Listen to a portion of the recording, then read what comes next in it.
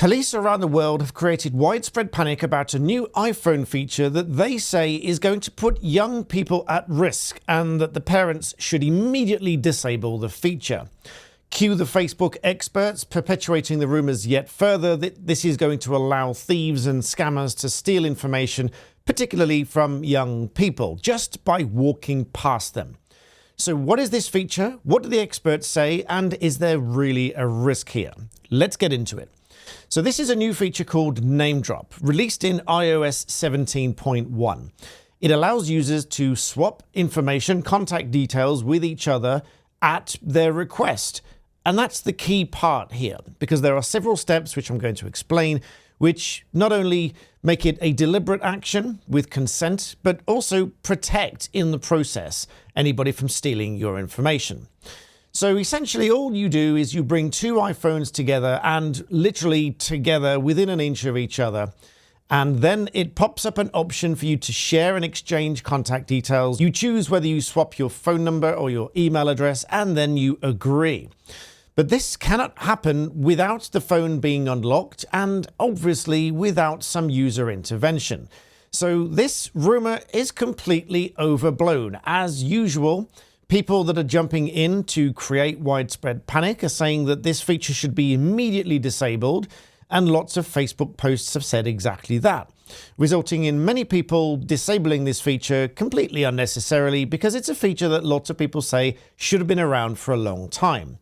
So what do the experts say? Well, starting with myself, I'm not necessarily a technology expert, but I do know how to keep things safe, and I do see things from a legal perspective when people have tried to compromise devices. So I'll come back to something at the end of the video which will help you to ensure that your devices and your accounts are all safe. But for now, let's think about what other experts have said.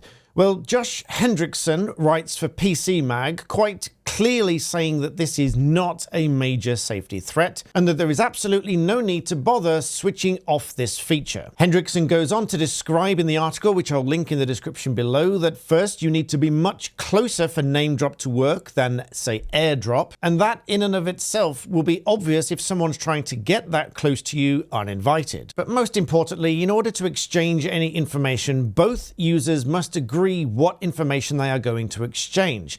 And if either user walks away from the other user, the connection will be cut and the exchange will not happen. Accordingly, Hendrickson believes that between the proximity element and the consent requirements, this is going to be extremely difficult for somebody to force the exchange of contact information without your knowledge. Furthermore, law professor Mark Bartholomew, who focuses on cyber law at the University of Buffalo, confirmed that the name drop feature has enough stopgaps in place to prevent somebody's information from being stolen. So he is in agreement, and for what it's worth, that is what I think as well. You'll find that article in the New York Times, and I'll link that below as well. So there does come a point where you really should be trusting the experts.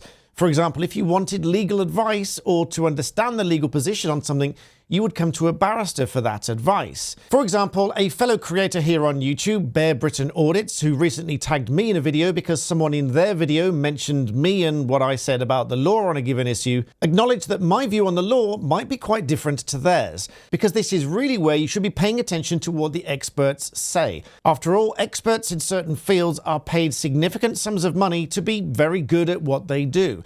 And information security and data security, data engineering and data analytics are just some of those areas where the salaries are particularly attractive. And if you are interested in increasing your earning potential or enhancing your career or even changing your career, you might be interested in my partner for this video, which is Turing College. Turing College is part of a collegiate university, which is Wolf University. A collegiate university is just like Oxford and Cambridge. Turing College offers online courses in a range of different subjects, including data analytics, data science, web development, data engineering, and they even include a master's program. This is a very modern approach to learning with a highly sophisticated platform.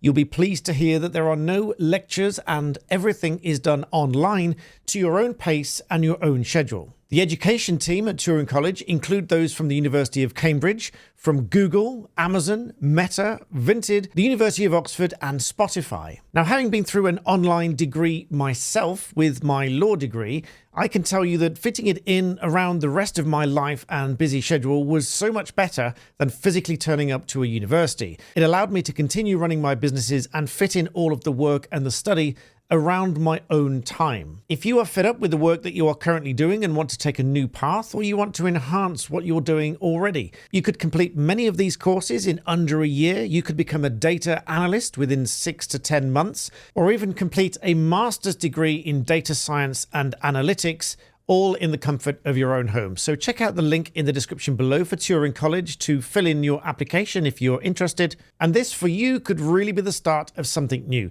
So once more, check out the link in the description below, and this could be the start of a whole new chapter of your life. And so as promised, and before I wrap up this video, one thing that I do want to say about security in all seriousness is that if you have any account that you don't want someone else accessing, think about your emails, think about your bank accounts, think about any of your social media accounts.